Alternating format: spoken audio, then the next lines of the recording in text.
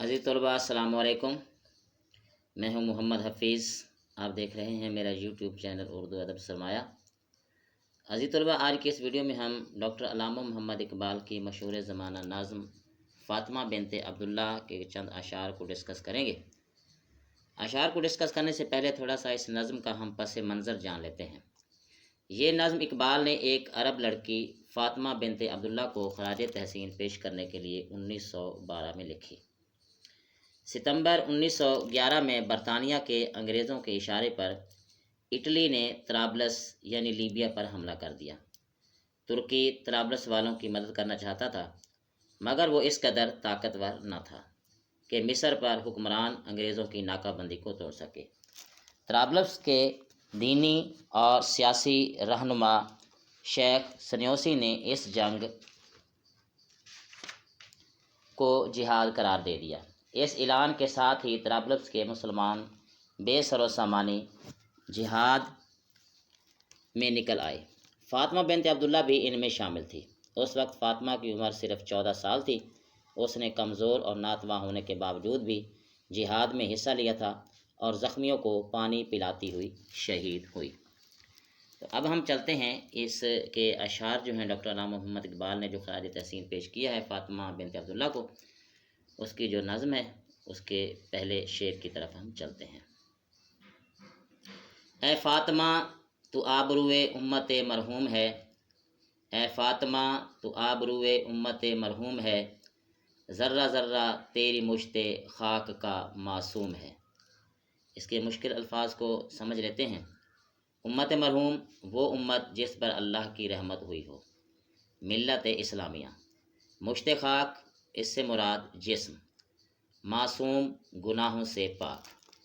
تو اس نظم میں ڈاکٹر علامہ محمد اقبال نے شعر میں جو ہے فاطمہ بنت عبداللہ کو خراج تحسین بڑے اچھے الفاظ میں کیا ہے، اور اقبال فرماتے ہیں کہ اے فاطمہ بنت عبداللہ، تو اس امت کی عزت اور آبرو ہے جس پر باری تعالیٰ نے اپنی رحمت کا نزول فرمایا۔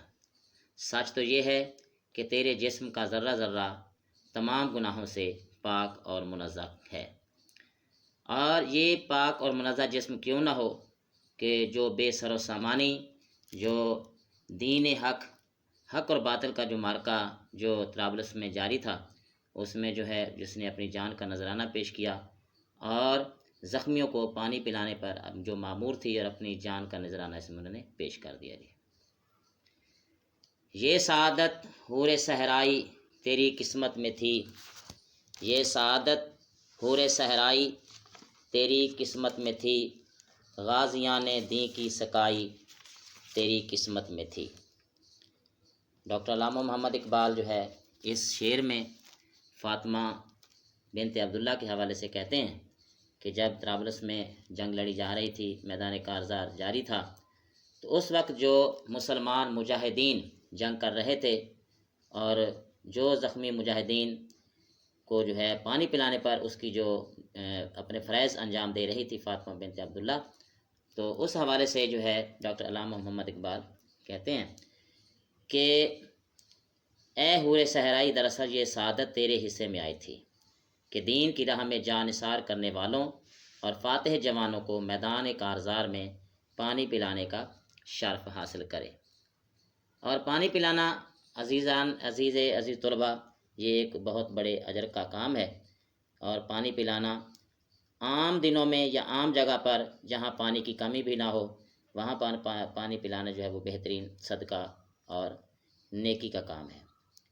اور ایک حدیث میں آتا ہے کہ اگر گناہوں کی کثرت ہو جائے تو پانی پلانا اپنے اوپر لازم کر دو۔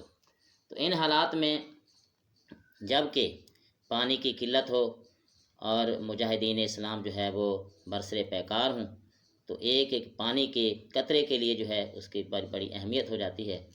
تو اس وقت جو ہے فاطمہ بنت عبداللہ اپنی جان اپنی ہتھیلی پر رکھ کر ان غازیوں کو پانی جو ہے وہ پلا رہی تھی۔ یہ جہاد اللہ کے رستے میں بے تیغ و سپر، یہ جہاد اللہ کے رستے میں بے تیغ و سپر، ہے جسارت آفریں شوق شہادت کس قدر۔ مشکل الفاظ کے معنی: بے تیغ و سپر، تلوار اور ڈھال یعنی جنگی ہتھیاروں کے بغیر، جسارت آفرین دلیری پیدا کرنے والا، شہادت اللہ کی راہ میں جان دینا، کس قدر؟ بہت زیادہ۔ تو اس شعر میں بھی ڈاکٹر علامہ محمد اقبال جو ہے وہ فاطمہ بنت عبداللہ کی دلیری اور بہادری کو بڑے انوکھے انداز میں بیان کرتے ہیں کہ سچ تو یہ ہے کہ تو نے اللہ کی راہ میں کسی تلوار اور ڈھال کے بغیر حیرت انگیز طور پر بڑی جیداری کے ساتھ جہاد کیا، بڑی بہادری اور دلیری کا جو ہے مظاہرہ کیا۔ اس سے اندازہ ہوتا ہے کہ شوق شہادت نے تجھے کس قدر جرأت مند اور بہادر بنا دیا تھا۔ ایک دوسرے شعر میں ڈاکٹر علامہ محمد اقبال کہتے ہیں کہ کافر ہے تو شمشیر پہ کرتا ہے بھروسہ، کافر ہے تو شمشیر پہ کرتا ہے بھروسہ، مومن ہے تو بے تیغ بھی لڑتا ہے سپاہی۔ اور بالکل اسی چیز کی جو ہے عکاسی کرتے ہوئے فاطمہ بنت عبداللہ جو ہے بغیر اسلحے کے، بغیر تیغ تیغ و سپر کے جو ہے وہ جہاد کے میدان میں جو ہے وہ اپنی پانی پلانے کی جو فرائض تھے وہ بڑی احسن طریقے سے انجام دے رہی تھی اور غازیوں کو پانی پلا رہی تھی۔